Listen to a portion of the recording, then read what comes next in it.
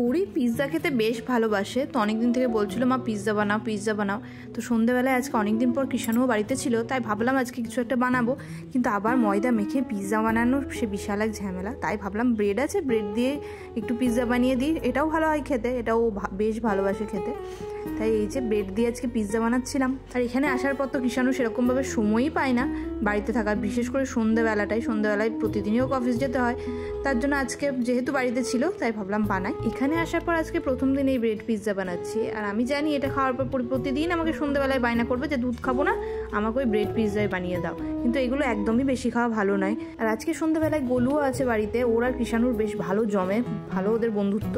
তো ওর যেহেতু ছোট একটু বেশি, তাই ওর ঝাল লাগবে, ওই জন্য ওকে সেজওয়ান সসটা দিইনি, ওটা বাদ দিয়ে ওর জন্য বানাচ্ছি। এই পিৎজাটা বানানো না খুবই ইজি, খুব তাড়াতাড়ি হয়ে যায়। ওই তো প্রথমে একটু মেয়োনিজ লাগিয়ে দিলাম, তার উপর একটু সেজওয়ান সস, তার উপর দিলাম ওই যে স্প্রেড চিজ, তার উপর বাড়িতে যা যা সবজি ছিল, আমার কাছে বেশি কিছু ছিল না, ওই রেড ক্যাপসিকাম আর পেঁয়াজি ছিল, ওই দুটোই দিলাম। আর তার একটু চিজ গ্রেট করে দিয়ে দিলাম, বেশ এটাতে দেখতেও ভালো লাগবে আর খেতেও বেশ চিজি লাগে, পিৎজার যে টেক্সচারটা সেটা আসে। আর দুদিন আগে যেদিনকে এসেছিলাম সেদিনকে কৃষাণু পিৎজা এনেছিল, তখন চিলি ফ্লেক্সগুলো রাখাই ছিল, ওগুলো একটু ওপর থেকে দিয়ে দিলাম যাতে দেখতেও ভালো লাগে। ব্যাস তারপর এয়ার ফ্রায়ারে দিয়ে দেবো, খুব সঙ্গেই হয়ে যায়। আর এয়ার ফ্রায়ার ছাড়া তাওয়াতেও এটা খুব ভালো হয়, তাওয়াতে দেওয়ার পর একটু ঢাকা দিয়ে কিছুক্ষণ রেখে দিলে চিজগুলো মেল্ট হয়ে গেলেই ব্যাস এই পিৎজা রেডি। নিচে একটু বাটার ব্রাশ করে দিলে আরও ভালো লাগবে খেতে।